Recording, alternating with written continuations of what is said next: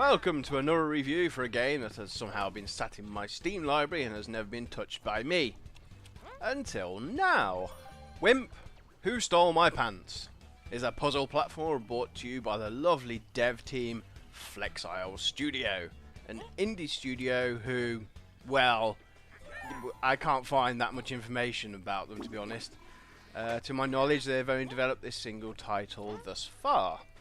I have to sadly start on a negative about this game, which is based around the fact that changing resolution basically makes your computer explode. Well, okay, not explode, but it certainly causes some major issues, at least for me anyway. Upon changing the resolution, my screen went black. Sound was still playing from the game, but nothing I could do could close the actual game.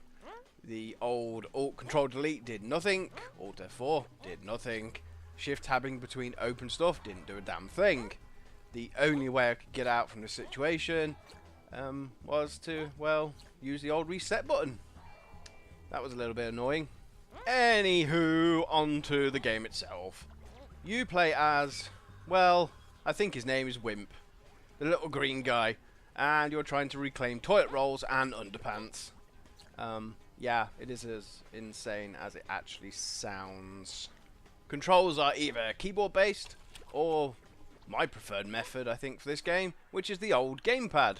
And trust me when I tell you that the controls are simple. Like, really, really simple. You move about, you jump, and you stick to stuff. And that's basically all there is to it. The odd thing about this game, despite its very simple approach, it's actually a really well-made platform with puzzles that will actually make you rage out and throw Wimp into pools of acid or jump into spikes over and over just to teach the little green twit a lesson.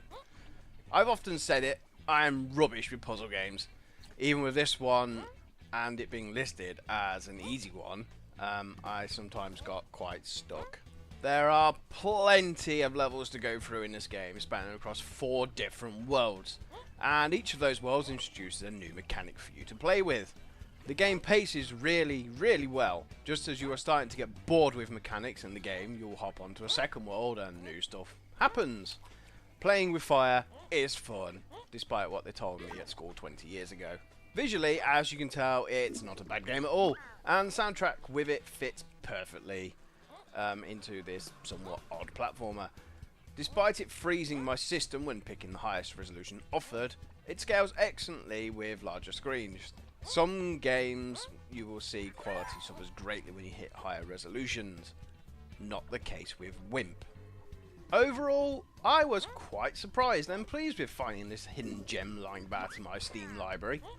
So, we'll move on to the pricing. Now, I got this little gem for free. I think it was nearly a year ago, if not just over, as there was a promotion running where they basically threw keys at people. Heading over to Steam, you'll find this game for the teeny tiny price of £2.79.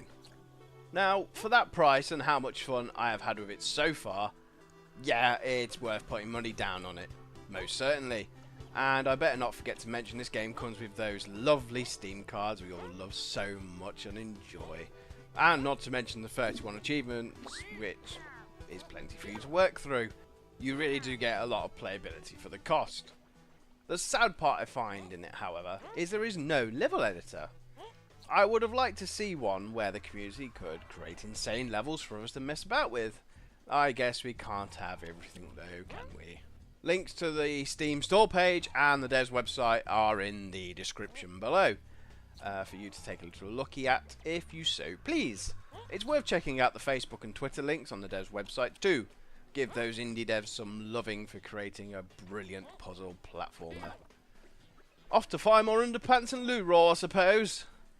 See you next time.